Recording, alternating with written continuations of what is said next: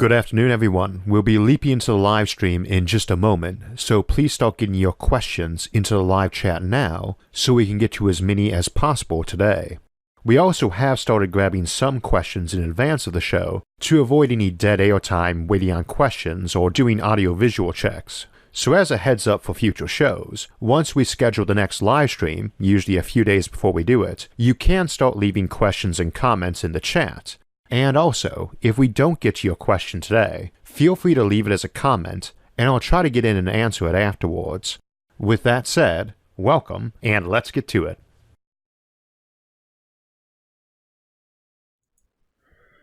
Good afternoon, everybody. We're just going to go ahead and leap right into questions today with a couple we had from Facebook in advance. Vasco Douglas asks, might we one day use some sort of quantum data link between Earth and far-off future vessels, colonies, or aliens? One of the problems with the quantum entanglement idea, this notion that you could speak to people faster than light by using quantum entanglement, is that's not how quantum entanglement generally works. There is that spooky action at a distance where things do appear to go faster than light, but all that's telling you is what the state of that particle is. As an example, if I send somebody a note that says, on this letter, there's going to be a number 0 or 1, and there's an identical letter that says 0 or 1, but the opposite of what you have, I'm going to send both those letters out. And I can go ahead and open that letter when I get it, see a 0, and know the other person has a 1 on their letter. I know that piece of information faster than light, but I still don't know what was contained on that letter otherwise, just that those two things are up and down respectively. And that's kind of how quantum entanglement and spooky action at a distance works. There's no way we can think of that would tell us faster than light what someone was saying, or at least that wouldn't allow you to find out afterwards. You could say, you know this information, but it doesn't mean anything to you until the slower than light or light speed communication reaches you. Let's see. Our next question is from Keith Blockus. He asks, how would or should we go to near-term asteroid comet mining, i.e. tow to processing location, on-site mining, robotics, crash or land on Luna, etc.? There's always this kind of notion when you have when you're doing asteroid mining is, are you bringing the asteroid home, or are you doing all your material extraction there and sending that home? And then how do you actually get it back to Earth or back into orbit? Because in general, with most of the material, you don't actually want to get it down to Earth. There's plenty of iron on Earth. We want iron for in orbit or at the moon. When you talk about things like gold and platinum, yeah, you might actually want to land those on Earth, though.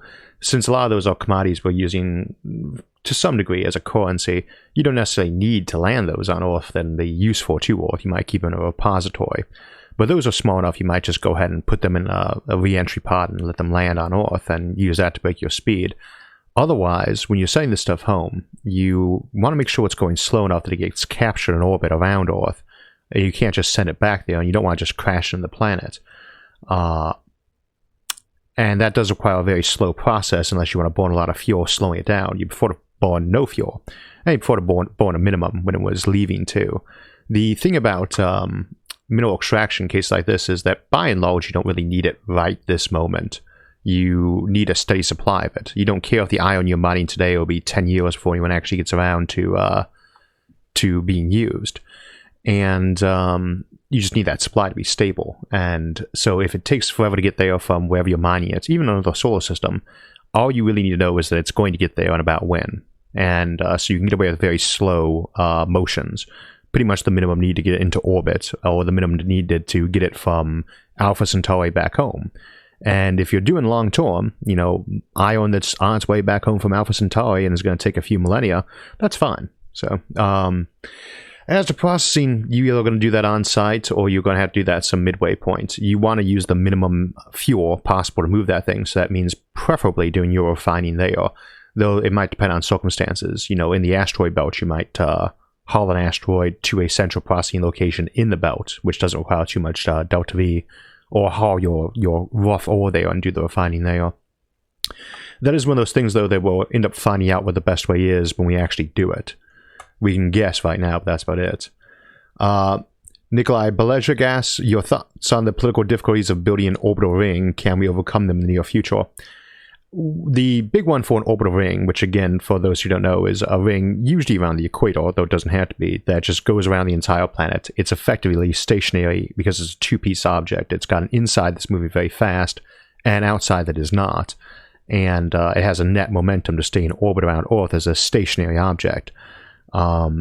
You have to build that over top of places, though, and it has to go around the entire planet. Although, as we discussed in some of those episodes, you don't necessarily need to make these circles, they don't necessarily need to be ellipses, and they don't necessarily actually need to be all around the planet. You could do the equivalent of a launch loop, a very similar concept. You have to get right away. So in a way, it's very similar to trains. I don't think most countries would appreciate, we let satellites orbit around the Earth right now over everybody's territory, and that can be contentious at times too. But you want to build a stationary object fixed 80 miles over top of somebody's country, you're going to need to get their permission, realistically. And it's not necessarily the equatorial countries in that band, because again, you can put one at an angle, though that's more difficult because you have precession to deal with. But you are going to have to actually get their permission to do something like that. And that's a negotiation, diplomatic thing. I believe it's certainly possible. We built transcontinental railroads that are not just in one country. But it is going to be one of those things where you have to negotiate to get that port off. Okay. Let's get to questions from the actual chat. And you can go ahead and put questions in the chat. I'll be going through them myself today, so I'll be probably a little bit slow picking those out. Let's see. There was one I saw at the beginning I want to get to.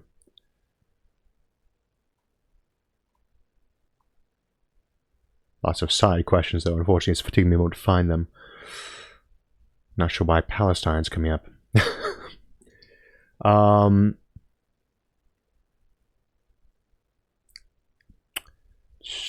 Question about black hole spin. Do black holes spin, and can you flip them over? And I can't remember who had asked that, but that was the general gist of the question. You can flip a black hole over, same as you can flip over a top, but it takes a lot of effort. It's like trying to flip any spinny object. You've probably seen that trick with the bicycle wheel and gyros. They're very stable objects. You can flip them, but you have to exert a lot of force and momentum. And the other thing is there's very few cases where you would want to do that. You would probably alter its direction a little bit here or there to be aligned with whatever direction you try to do with it, because a lot of stuff we want to do with black holes is very dependent on which way the poles are facing. But there's no particular reason why you want to flip that. Now, as the question of how do you possibly spin a point-like object, we don't know. We don't know if a black hole actually has a singularity in the bottom of it or not. As best as we can tell, now that we're starting to image these things, and it does seem to match with our theories, they certainly do have angular momentum and spin, and that's predicted for them to have that. And so we do know they have them. Whether or not that says that they are not actually point-like objects is a little bit more debatable. But they spin very quickly, very, very quickly. And a neutron star will spin insanely fast because they have all the angular momentum that star had collapsed to a very tiny point. Same as an ice skater, where they put their arm out, they slow down. When they bring it in, they speed up. That same process is happening with black holes. They are very tiny. They are possibly point-like. But again, I can't think of any particular reason why you want to change the direction of their spin. Albert Jackson asks, the SFIA logo is an awesome one, thank you. Who designed it, and what program does he or she use when designing it? I actually don't know what software Jacob uses, but our cover artist, Jacob Guern, who does some of our other graphics as well. But whenever you see one of the thumbnails, other than the big black ones with the logo that just say, thumbnail pending or live stream coming, the thumbnails for every episode, the cover art for that, is done by Jacob Guern, and he's actually the first volunteer on the show in terms of the crew. And he makes all the weekly ones, though I do some of the covers for the bonus episodes because he's very busy and I don't like to pester him when I turn out an extra episode. I can't thank Jacob enough for that. He did design the logo of the brand that we use for that. I've modified it just a little bit by putting the actual initials SFIA on there. I don't think the channel was actually called SFIA at the time we designed it. If anyone's ever noticed, the channel was just called Isaac Arthur. That's because it was my old Google account, same as anybody else's, and I used to upload random, home videos and stuff like that to that. Don't go looking for them. I deleted them all, but it just kind of mutated into a channel, and I've never wanted to change the official name. They offer you the option of like a vanity URL if you get to a certain size on YouTube, but it removes all of your comments that you've ever posted when you change the name of the channel. Not everybody's comments, but yours. and that would remove every reply that I put on to the show. And I do reply to a lot of the comments, and those are often explanations of something there, or an error that was in the video. And to me, the vanity URL or changing the name of the show to SFIA or Science and Futurism with Isaac Arthur instead of just Isaac Arthur, isn't worth removing, those thousands of replies and comments I've made over the years. If they ever fix that, I'll probably get that changed. Commander Corman asks, have you ever thought about doing a Stellaris playthrough? No, it's a great game. It's obviously very popular, folks, though I don't play it too much myself. I'm a big Paradox Interactive fan, and I'm sure some of you have noticed we do use their music. Luca, speaking of like folks who are up on the show, Jacob does the covers, and Luca DeRosa has been doing a lot of the soundtracks for the episodes of late. And he actually did contact Paradox Interactive to see if we could use some of the music from Stellaris, and they had said yes. So, I think, I don't want to plug Paradox too much, but I do tend to play a lot of games by them, so they make very good strategy games. And I do love the soundtrack from Stellaris. So. Alright. But no, I wouldn't do a game walkthrough. That's its own niche. Stick to your own niche. And I know some folks do gaming and other shows too, but I wouldn't want to make live commentary while I was playing games, because I would probably be cursing on a regular basis. Plus, I tend to play sandbox games anyway. You'll never see me in a multiplayer game for the most part. I just does not tend to be my thing. Next question.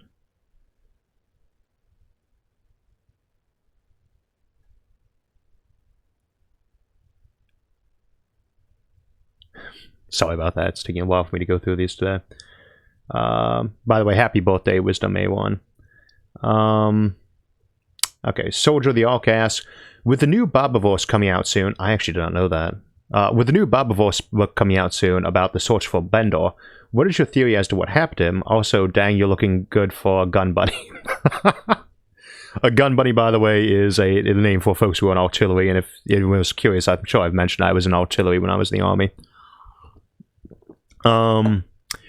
I did not know a new Barbaverse book was coming out, which is kind of a horrible oversight, because I know Dennis. I love his work, so I'm as excited as you are to hear a new one's coming out, which gives us another book of the month at some point.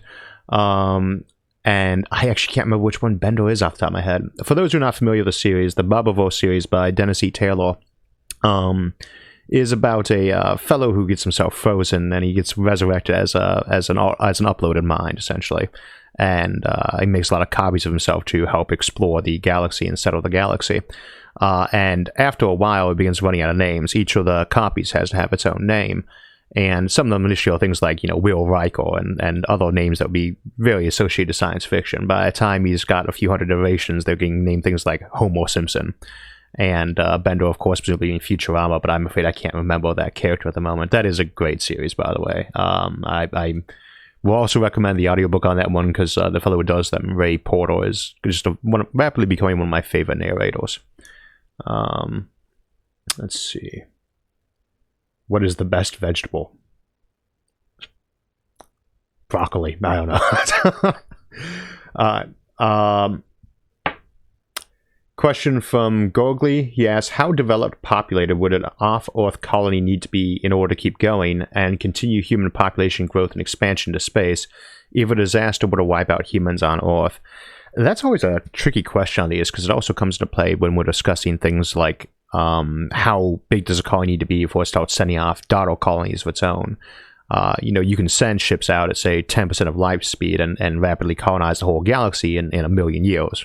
Obviously, a given value of relatively fast. But the assumption is, after a certain point, you're going to leapfrog to some degree. Earth is going to keep sending out colony ships even after the first, 100 or so light years have been colonized, because it can still send ships more easily than those daughter colonies can yet. And so your colonization wave is never going to originate from the nearest planet to that empty system. It's always going to come from a ways back in, where they've actually developed and expanded a lot.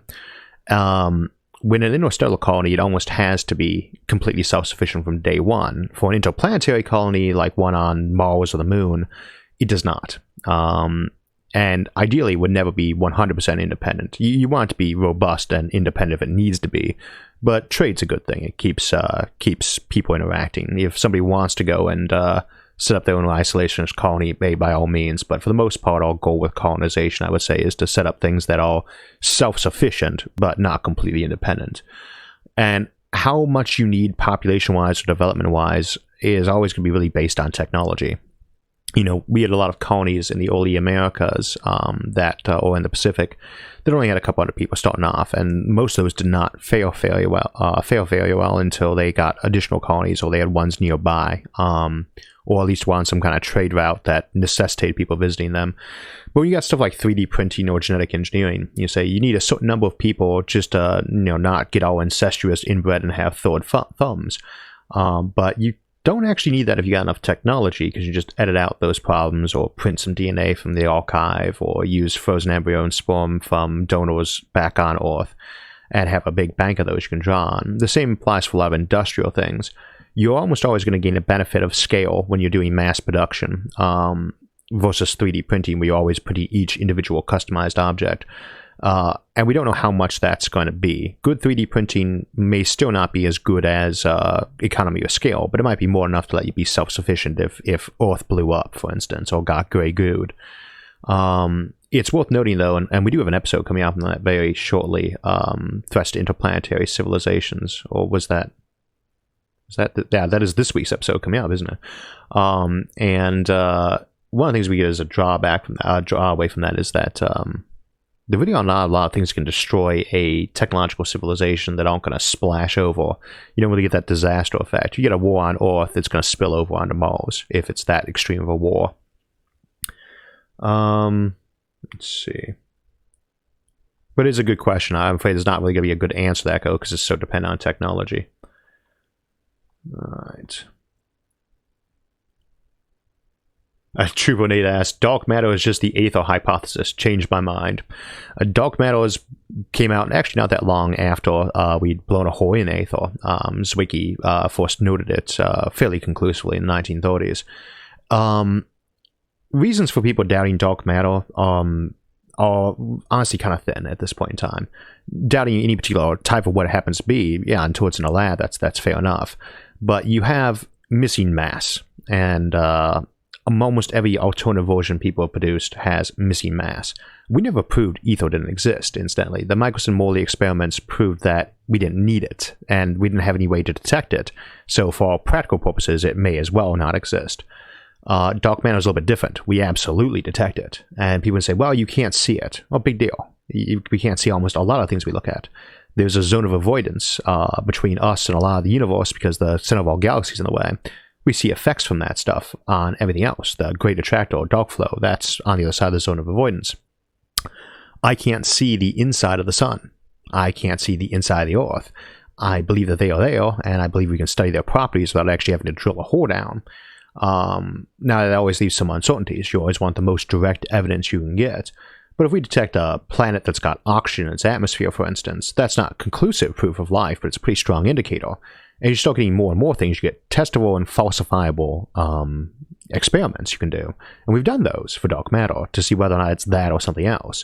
With examples like the bullet cluster, that was to rule out what we call modified Newtonian dynamics. We saw that and we said, well, we got these two options, dark matter or modified Newtonian dynamics, that gravity gets considerably weaker at a distance, more than just inverse R squared. And when we saw the bullet cluster, it did not fit modified Newtonian dynamics MOND. It did fit dark matter as a particle. And similar things when you look at its formation in the early universe start to rule out a lot of these things. So the big difference with Aether is we were just assuming that light needed some kind of medium to travel through because every other wave we'd encountered, sound waves, water waves, etc., had a medium they traveled through. So we just concluded, well, presumably light has one too, and we called it ether. We later found out from the Michelson-Morley experiments that that wasn't necessary for that model. And we had no evidence for it. We simply, again, assumed it presumably existed because waves always seem to go through a medium. So there's a really big difference between dark matter and ether. And I mean, obviously I can't sway anybody on that topic, but dark matter is about as solid as you can get as a concept now. What the individual particles are, they're probably slow moving, they're probably fairly massive. They are not going to be black holes or things like that unless Hawking radiation is wrong. But as to whether or not it exists, yeah, I don't think there's a lot of room for argument on that anymore. But someone might change my mind. Let's see.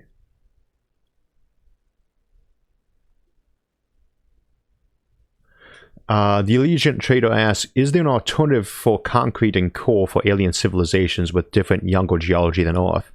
Yes and no. First, if they're carbon-based, and that's probably, we can't really talk about situations where they wouldn't be carbon-based at the moment.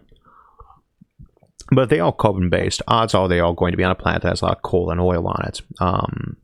You just have that big buildup of life dying off as a species evolve towards intelligence. And you'd expect that to leave coal and oil behind.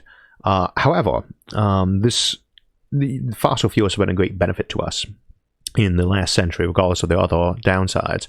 The impression that they are the only thing that we can work off of is just wrong. It doesn't make much logical sense. Ethanol, not one of the best fuels for cars to be fair, is alcohol. We invented that quite a long time before we discovered fossil fuels, or at least started using fossil fuels. Solar panels. We were beginning to develop basic photovoltaics about the same time the car was coming into play. We had already gotten the engine pretty well designed, and those fossil fuels were quite handy. We also have wood-burning ones. They were actually very popular in a lot of countries for a while, wood gas stoves and wood gas cars, when they were concerned about oil embargoes middle of the last 20th century. These things work fine, though in these cases they require you to build them and to use that land for that purpose. Same for biofuels. You have to give over land for that as opposed to farming or native ecology. Solar panels, we'd probably have developed them a lot faster if we'd gotten the electricity going with Edison, but the car hadn't taken off or engines hadn't taken off. Nuclear power started getting discovered very soon thereafter too, and that will cover all your electricity, and we do know how to make batteries. So is it beneficial to have fossil fuels to speed up your development? Absolutely, yeah. I mean, it helps your economy out. That's going to help your research because you've got so much more resource and infrastructure to be able to spend on things like research and development. Is it necessary? No. There's an implied timer on civilizations using fossil fuels that they're going to run out of this fuel or wreck the ecology in the process of using it. And when you have that implied timer, then you do need to get this stuff done in a certain amount of time. If you're using something like ethanol or nuclear or solar, these are kind of eternal power supplies to some degree. Yeah, you can run out of fissile materials, but there's quite a lot of them out there, especially now we have new processing methods. And so there's no timer.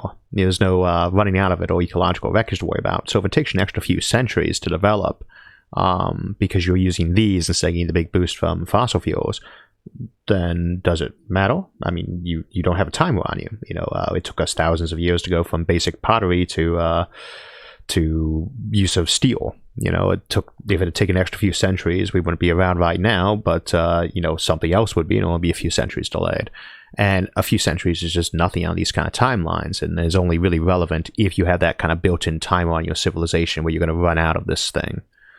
So if you didn't have it in the first place, that time was not even in play. Let's see. Thank you, Andrew.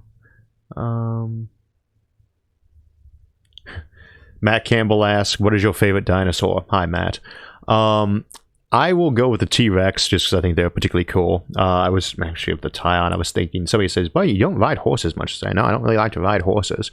And, I don't think of myself as a rural person because it's at least half a mile to get the nearest horse ranch from where I'm at. I live in a village, very, very populous and dense, all 1,200 of us.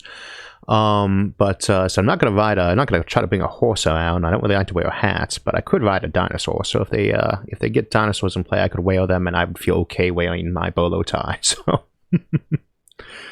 yeah, T-Rex. Castor asks, what traits that humans have do you think are unique or rare among all plausible life in the universe? For all plausible life, without the implied vital that's intelligent life, I would say abstract thought, communication capability. We talk about animals talking to each other, and they do communicate, but they do not have a language. There's an inbuilt thing of instinctual body language combined with a little bit of localized learning between that one and anyone who's been around for a long time. We have abstract concepting and rationalizing. There are 7 billion of us with this tale, 7.6 billion of us with this, and maybe 100 billion before us who have had that trait. and that is less than there are a number of stars in this galaxy alone, so it's a pretty rare trait. For life in general, though, we have this problem.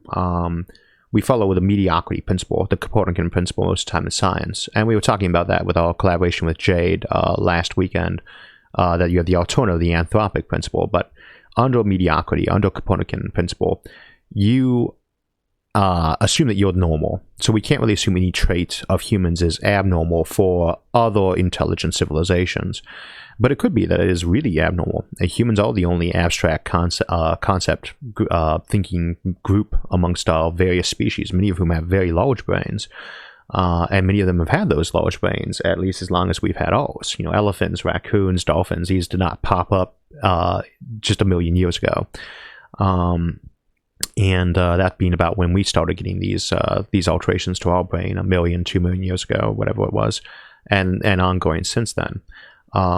So we don't know that, you know, that's a mediocre thing, that that's a normal outcome of evolution, even of creatures that have relatively large brains. And I think, though, that we do have to assume that those are relatively mediocre for advanced civilizations, because they do need that curiosity, that conceptualizing.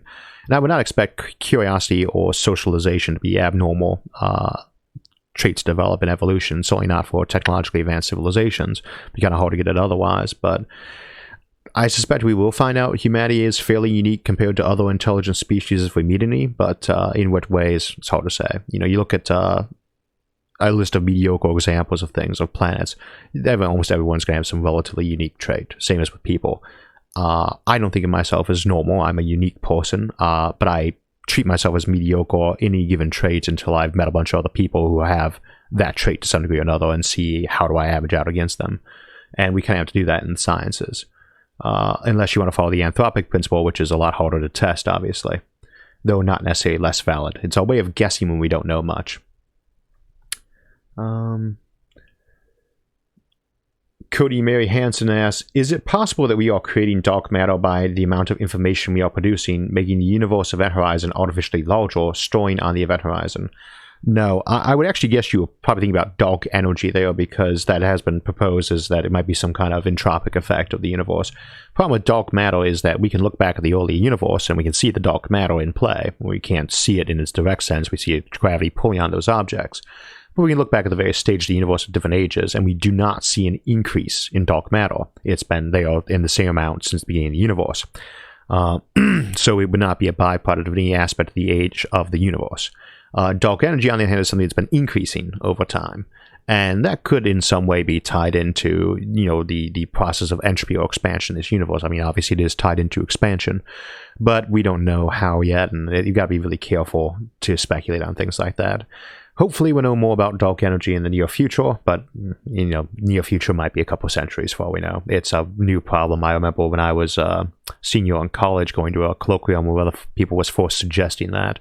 And I wish I paid more attention to quite a few of the colloquiums I went to in my senior year. Let's see.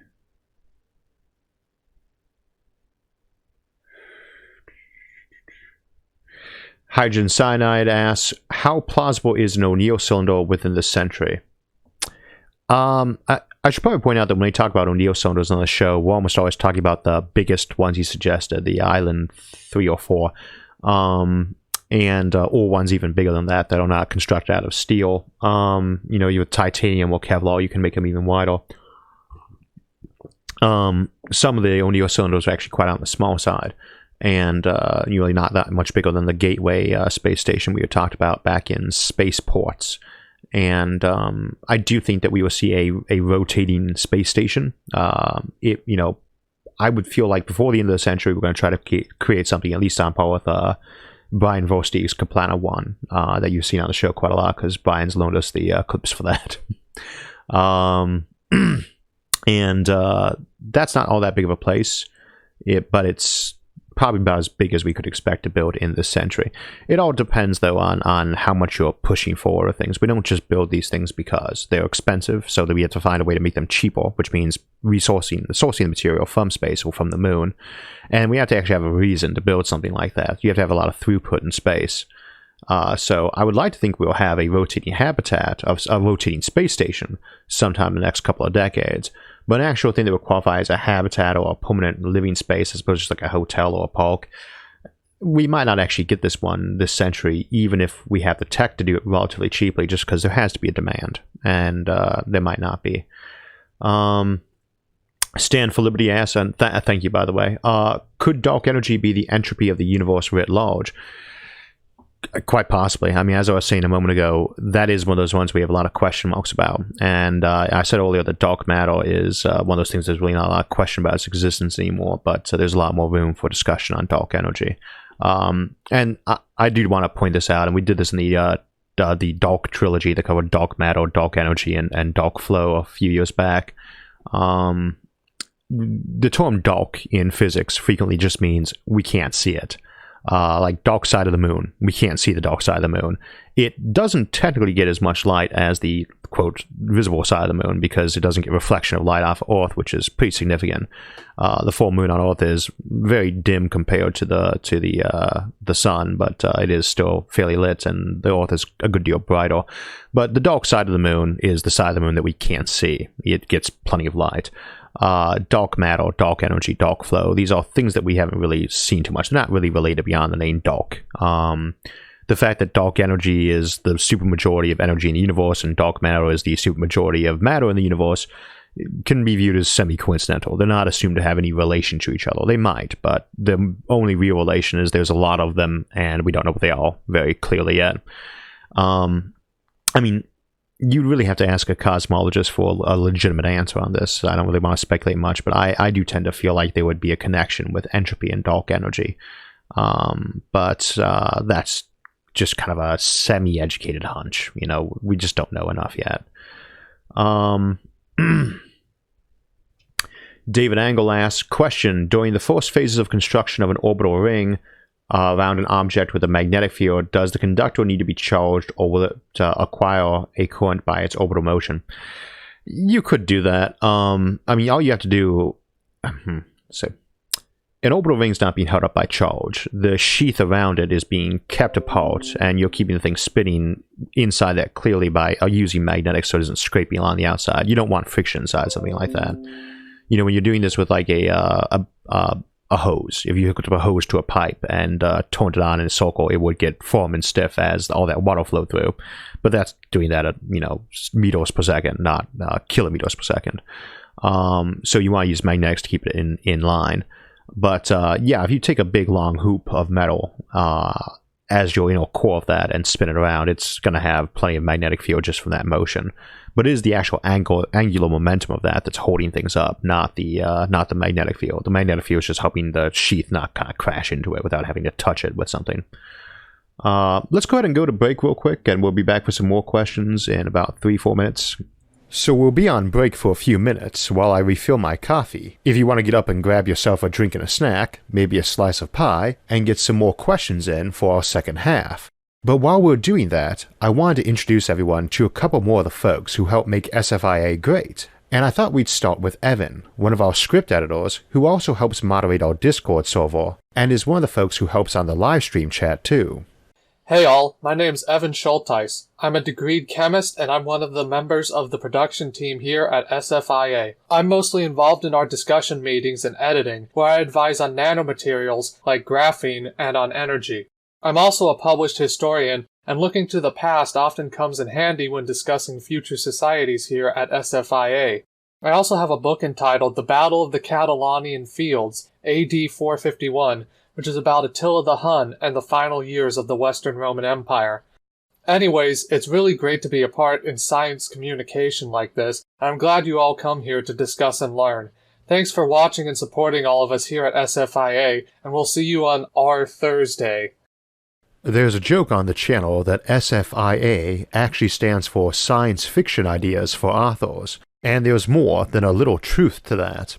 And I have to say, one of the cool parts of running the show is getting to meet so many authors, and many of them lend their skills to helping on the scripts, like Evan or Jerry, who I'm pleased to introduce you to today.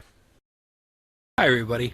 I'm Jerry Guern, one of the channel script editors, more recently a script co-writer. A few months ago I submitted to Isaac a first draft that the team expanded and reworked and split into the Void Ecology episode and parts of the Space Whales and Bioships episode. And as Isaac mentioned on the Void Ecology video, I also wrote a companion piece, a short story called Momentum, about creatures that live in the ring of a mega Saturn type planet and the creatures they share that environment with and the perils that they face there. And then Isaac convinced me to record Momentum and post it on YouTube. So to my surprise, I now have a YouTube channel, Jerry Stories. And I want to thank everybody who already checked out Momentum. It's not very often that you work really hard on something and then you get to spend a day reading hundreds of people effuse about how good it came out and how much they enjoyed it. So really appreciate that. That was a delightful day. So my channel is Jerry Stories. If you would rather read than listen, you can look at my name on Amazon and you'll find Purple Dreams, the anthology in which Momentum appears, and also my medieval horror fantasy novel No Moon to Pray To, which you'll also enjoy. And thanks again to everybody, especially Isaac, and back to Isaac. Thanks, Jerry, and thank you, Evan, and everybody else on the team who sacrifices their free time to help make this show great. That includes all of our forum mods and admins too, many of whom are taking out time this Sunday afternoon to help moderate our chat here and relay me questions folks are asking. So for their sake, please try to keep polite and respectful in the chat, and try to keep the questions in a clean, easy format so they don't need to reformat or type them before relaying them to me. I should note too, they are much more likely to pass a question on to me if they don't have to work hard to do it. And now, back to... Okay, and we're back. Next question from Jared Klatt. So the K level of civilizations are immense in their scope. What's the likelihood of us getting to K1 before some sort of extinction event happening? Just going over what K means in this case. K1, K2, K3, Kardashev scale. Most of you guys are already familiar with that, but if you're new, the Kardashev scale was proposed by a fellow named Kardashev, and it was kind of looking at how you'd locate civilizations astronomically. So K1 is when you're using all the energy that would hit a planet. K2 is when you're using all the energy up of a star. And K3 is when you're using all the energy of a galaxy. And these are not good measurements for civilizations, nor is there a K4 or K5. Actually, on our Facebook forum, we have a long-standing ban on discussing K4 or K5 civilizations, just because people kept using it as kind of a, what would you do if you were K10? Although I would usually treat a K4 as being either a colonized entire supercluster or colonize the entire observable universe, their Hubble volume anyway. The thing about a K1 civilization is you could actually make the argument that we're pretty much one right now, because we only generate a very tiny fraction of that as electrical power that we use, but we get all of our crops, all of our nutrients and things like that from the full ecology of the planet. And of course you could argue that our civilization then has pretty much always been K1, so it gets a bit debatable. The thing about a K1 civilization when you're using it is how much power they get, which is about 2 times 10 to the 17th watts of power. Don't quote me on that. The equivalent of about, what would that be, 200 million billion watts. You have a lot of power there compared to what we have now, which is only in like the terawatt region. And you can get a lot of stuff done like that. It's assumed you have all these industries that are running on that you have all these spaceships and other things that are running on that. And it starts to get really hard to actually have a disaster of the kind that folks are thinking of at that point. Just because if you are K1, a fully colonized planet like that, an Ekmanopolis, as we sometimes call that, you're not that in a vacuum. You've got a big swarm of planets. The moon is fully colonized at that point in time, so are most of the other planets of the solar system. You're going to have thousands of asteroid bases. So once you've actually gotten to K1 state, you're pretty much done. Same for, in terms of being threatened in a sort of natural disaster way. Kind of the same thing applies for K2s. You can build a Dyson swarm a lot faster than they tend to be shown in fiction, where it's like after you've colonized endless millions of worlds and have a galactic empire, now you get around doing a Dyson sphere.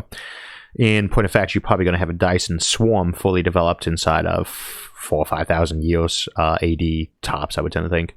And by then you would have colonies, though, around almost everything within a few hundred light years, because just means start getting access to that kind of power. And you can access that power in a Dyson Swarm a lot easier than building habitats, because all you have to do is make really tiny solar panels, thin things, or mirrors. And that's more enough to push spaceships up to interstellar speeds. Slowing them back down is a little bit harder, but see our episode on Exodus fleets in the Generation Ship series for details. But you don't have a K1 by itself, or a K2 by itself, or a K3 by itself. Before you fully colonized your galaxy in total Dysoning, you've probably launched to Andromeda or other places too. So again, Carter Show scale is mostly about being able to spot these things. As to a disaster hitting a K1, I mean, it would almost have to be a artificial one. And again, that's the topic of this week's episode, threats to interplanetary civilizations, interstellar civilizations. Grawa asks, will you do an episode on strange materials like you said in the episode Metamaterials? Yes, because exotic materials is actually one of the things that I want to pull, and I've been meeting around to do that episode for a while.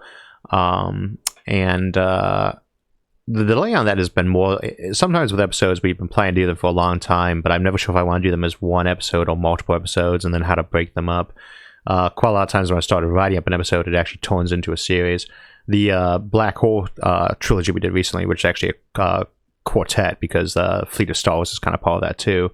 That was going to be just one episode, colonizing black holes, but it seemed like we needed to redo the black hole spaceship materials a little bit, and it seemed like we should talk about many other aspects. So instead of being one episode that would have been like 2 hours long, it became basically 4 episodes.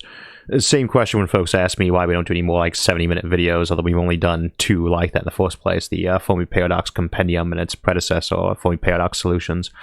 Doing really long episodes like that, besides the fact that it kind of burns you out a little bit if you try and do these things on a weekly basis, it's almost always better to split into 2. So typically when an episode starts getting to be like 35, 40 minutes long in terms of what the script looks like, that's when I start thinking about breaking it up into another episode. Because there's almost always more to talk about. Mark Zimmerman asks, what is the best estimate of how long it would take to terraform Venus? That actually, we were brainstorming that topic yesterday for Winter on Venus, one of our episodes for into September or early October, so I'll be writing that episode later this week. Using the Birch method for solar sails in front of Venus to cool it down, by itself, that takes a couple of centuries to get it cooled down. At that point in time, then you begin your terraforming work. And how long it takes to terraform things, we'll look at that in springtime on Mars. But you're almost always going to be looking at many centuries. You can only do it so fast, even with something like nanotechnology and universal assemblers, because if you try to do it much faster, and those will let you do a lot faster, but you have to get power down to them. They produce waste heat. They are going to melt that planet if you try to do it too fast. You're never going to drop gray goo on a planet and turn it into a nice green ball that everyone can live on with forests and trees in minutes or days. It's going to take you decades, even then, at the best case scenario. Otherwise, the amount of heat being used is going to melt that planet, at least whatever you're trying to build there, including your robots.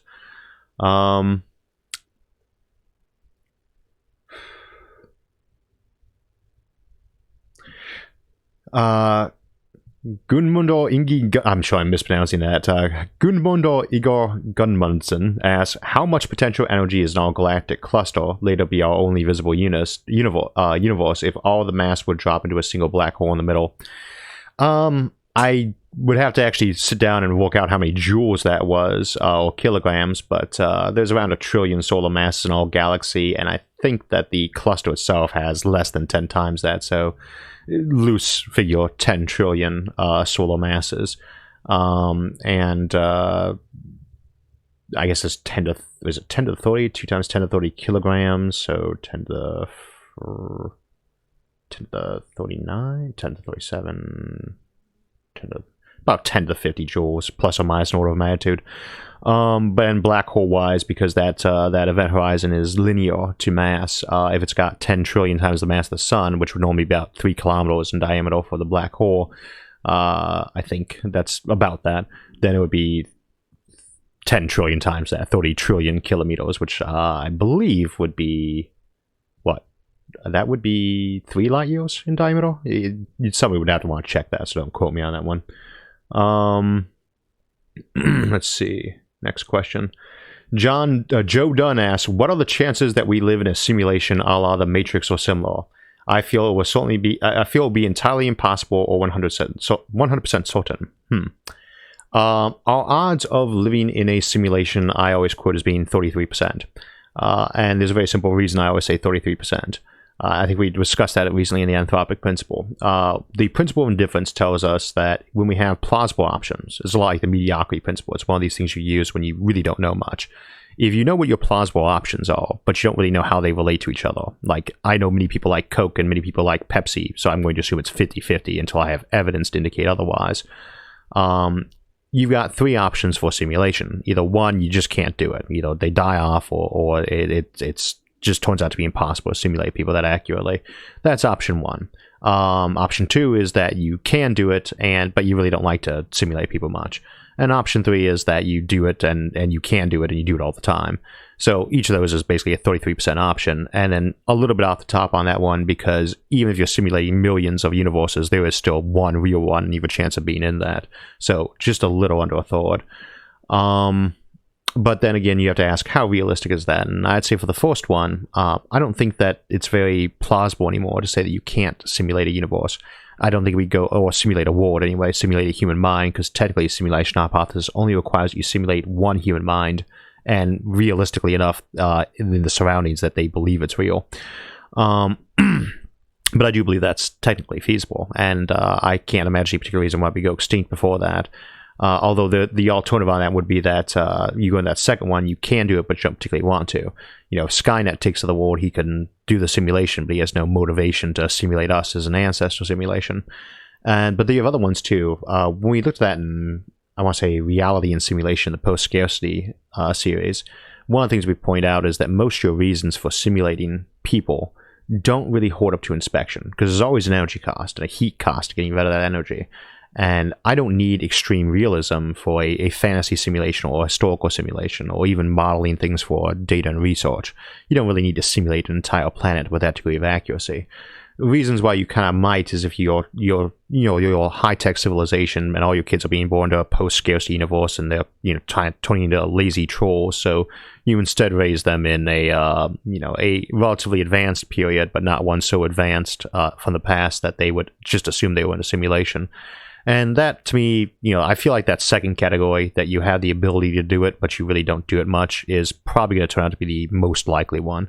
I do not think we're in a simulation, but as I point out to people, the bigger question is not, are we in a simulation, but does it actually matter? We've always assumed that there are higher levels of reality in all known mythologies throughout history, and it didn't make us less real in this one. Let's see. Next question.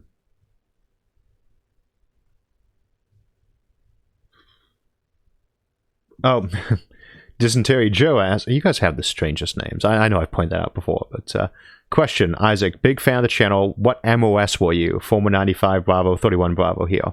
And I'm going to have to apologize, I don't actually remember what 31 Bravo is. I'm thinking comms, but I don't think that's it. MOS, Military Occupation School?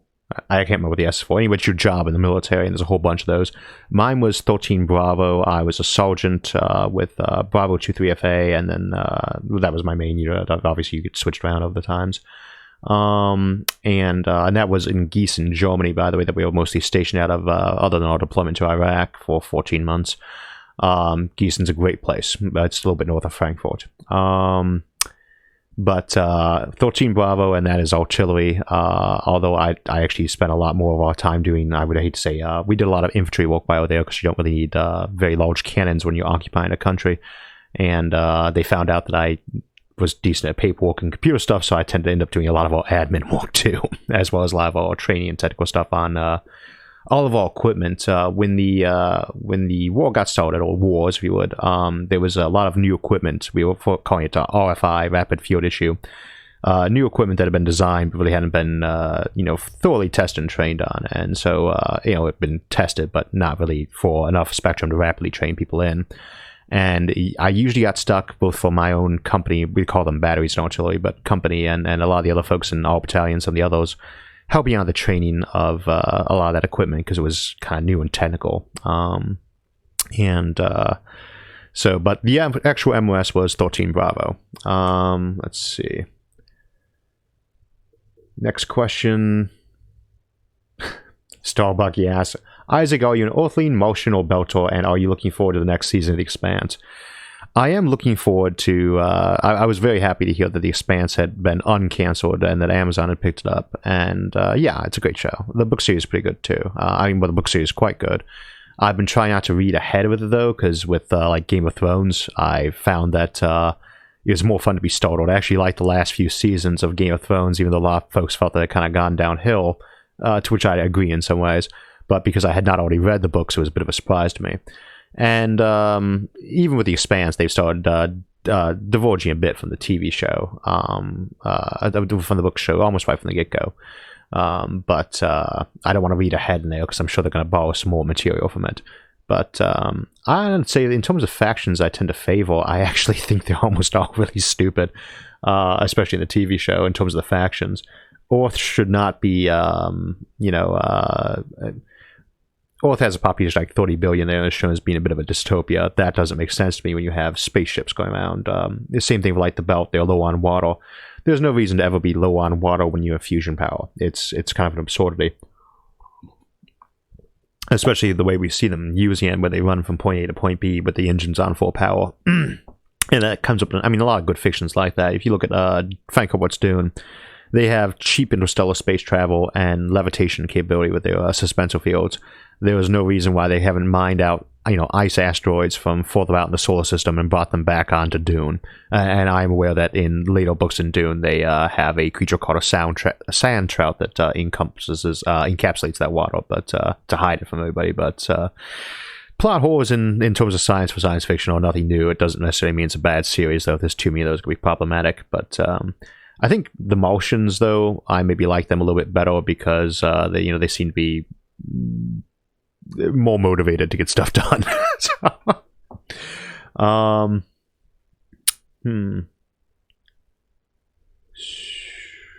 Thank you, Congo Red. Let's see.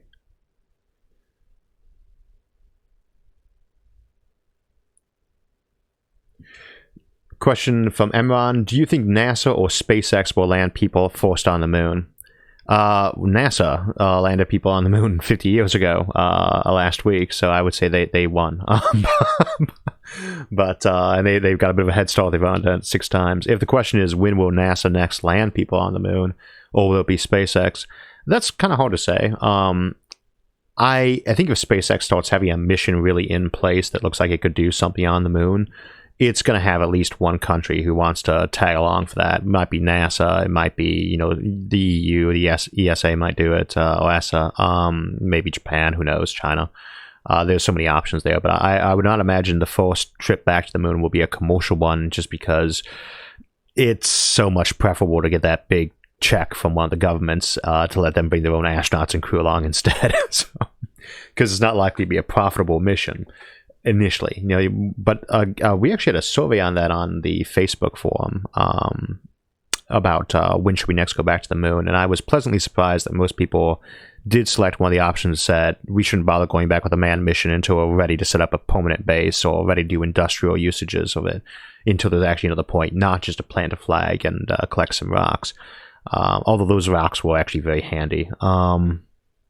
Let's see. I always feel like it's mean to say that they just went up there to collect rocks. It's part of science is, grabbing samples. So, let's see.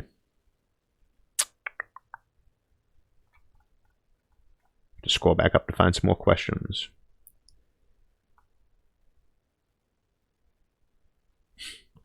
Igor asks, question, how do we move consonants? We did talk about that a little bit in the Matryoshka Worlds episode. When you're trying to actually move a consonant, obviously this is extreme engineering.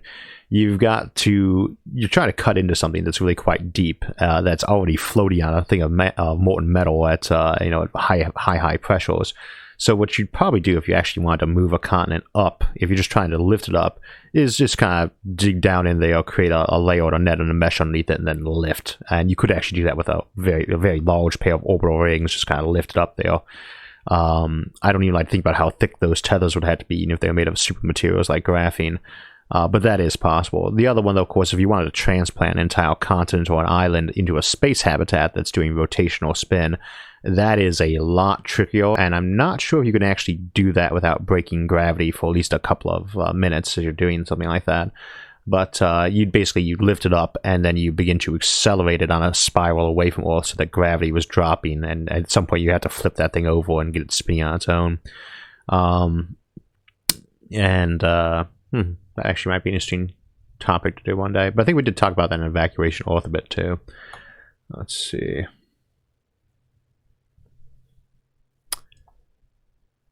Who's asked that question?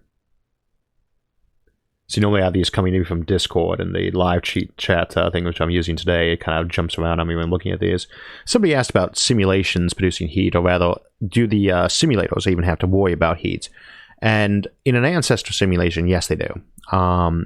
When you're running computers, they are going to produce heat as a byproduct, and you have to get rid of that heat. You also have to power them. You have to find that power and get rid of the heat from it and radiate it away. And that's going to limit how sophisticated a simulation you can do, if you have all the power and energy and materials and computer chips you want. So that's always a limitation on you, and you're never going to get fancier than you have to for your purpose.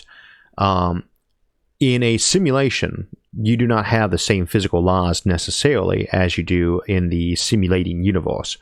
Like old Nintendo games where you can walk off one side of the screen and pop back up on the other side, right? That's a circular universe, if you would. In an ancestor simulation, though, which is what the simulation hypothesis is specifically about, it's not whether or not we live in a simulation, it's about whether we live in an ancestor simulation, a previous incarnation of that simulation that's been, either is exactly identical to how it happened in history, or is pretty close to it. In those, you're not going to have big physical law changes. You can do a simulation of a universe where there's no entropy, for instance. We could do something like that. Or we could do one where you only had 2 dimensions, for instance, or 4 dimensions.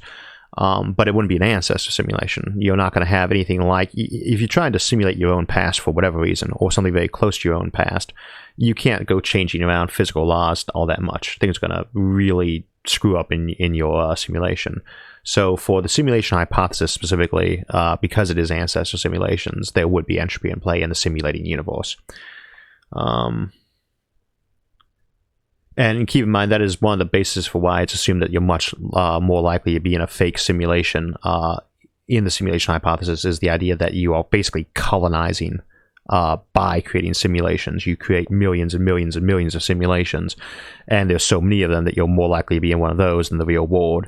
If you're just running a physical simulation of how things work at the speed of light's 10% higher or lower in a simulation, then why are you making a billion of them? That's not going to really make sense. So you don't have that huge pool of probability that you're in a fake one. No asks, is Isaac from Wyoming? No, I'm from Ohio. I'm still wearing a bolo tie, although I was actually born in California. Let's see. We've got time for a couple more questions before we finish out for the day. So let me see if I can find a good one.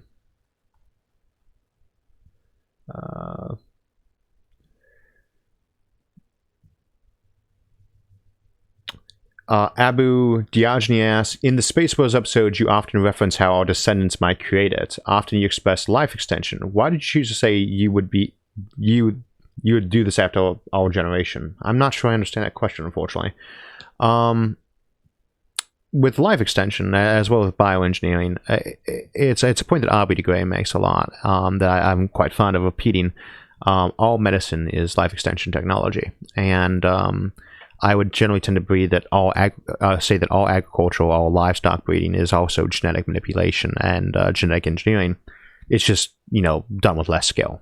And I think that one of the reasons why you would tend to want to do things like the space whale, and obviously for limited value of space whale, one of the reasons why you're doing that is that when you're creating ecosystems, when you're creating really complex systems, one way or another it's going to act in an organic fashion. And it's not very commonly mentioned, but I think we did bring it up in Cyborgs. The episode Cyborgs is that the term cybernetics actually has to do with the inner workings of dynamic systems. It has nothing to do with robots specifically. with any of these systems we start creating them, whether you're keeping the machines or AI or bioengineered things or whichever it is, these are effectively going to become an ecosystem. And so it's not so much saying how we're going to do it, that we're going to create carbon-based life in space. It's more the acknowledgement that after a long enough period of time of these things growing in complexity, scope, and usage and hanging around for many centuries, you're going to have an ecosystem that develops. All right, let's find one last question. Ryan Baker asks, how far away are we as a species from mind uploading, and how do you think it will be receded first? I don't think we're actually all that far away from mind uploading. It's not something I expect in this generation, though. The trick is that mind uploading is not actually as useful for most people as you tend to think. Most of us do not really want to make an extra copy of ourselves that's going hanging around. And we don't really have any particular desire to be a copy that gets burned out. Most people will stick in their own body as long as we can. And generally that level of technology and accuracy and resolution is going to let you do that. Whereas most likely come up with early mind uploading, besides basic experimentation with it, and is going to be probably two forms. The first would be trying to bring back folks who had been frozen or severely damaged, and that body was no longer an option. Like right now we can freeze people, but we can't resurrect them, but we could scan their brain. Again, that's kind of the story concept for the Barbour series by Dennis E. Taylor we mentioned earlier, that I guess has a new book coming out. The other purpose for mind uploading is really more to get backup of your own mind. And you can use it for all the other things we discussed, but backup seems like the most likely one. And not because you really see that as real immortality for yourself, but it's somebody who's going to take over raising your kids or running your business for you if something happens. So it's kind of an insurance policy. And of course you can use it for all those other things, but for the research to happen, you need a lot of examples, a lot of cases, a lot of funding going into it, a lot of usage. And I'm not seeing a big push for that as something people are going to want to do an awful lot. So we could actually have it go fairly slowly, even if the technology is there, just because it's not really attracting a lot of interest. The same reason in some ways space has been slowed down for us. We've had the capacity to build a moon base since the moon landings, really. But there hasn't been much of a point to doing it. So we've been slowed down doing it. You wait until the time's right. And so how often you use something is a big factor of that. Like Moore's Law, computers getting faster and faster. One of the biggest reasons for that is because they're so useful, so immediately useful. So there's a constant expansion of the market to more and more sectors. When I was a kid, very few people owned a PC, and they were pretty much brand new things. Now everybody has computers all over the place, and that creates that bit of that exponential curve about that Moore's Law is about, because the increased usage of it, the increased desire and profitability of it is what is driving exponential increases in how much research and how many researchers go into that field. And that's one of the reasons why I tend to dislike a lot of the growth laws that we see, like Moore's Law, is because they are seen in effect, but the correlation is not causation. They're not explaining why it is. And in science, noticing a trend is not the same as explaining what that trend is caused by. And so I think mind uploading is something we're going to research in the next few decades. I don't know that it's going to be all that popular for quite a while afterwards. So that'll be our last question for the day, and we will do this again next month. And we do have an episode coming up on Thursday. That is, as I said, threats to interstellar and interplanetary civilizations. And so we will see you then. Thank you, everyone, for joining us today. As mentioned, if I didn't get to your question or you missed the live stream, feel free to leave it in the comments below, and I'll try to get to it afterwards. You can also post it over to any of our forums on Facebook, Discord, or Reddit, where you can join in the discussion with the rest of the audience of Science and Futurism with Isaac Arthur on any of the fascinating topics we look at on the show. Or go over to isaacarthur.net to join in the forum there, or support the show by donating or buying some awesome SFIA merchandise. And all of those options are linked in the video description. Thanks again for joining us, and we'll see you on Thursday.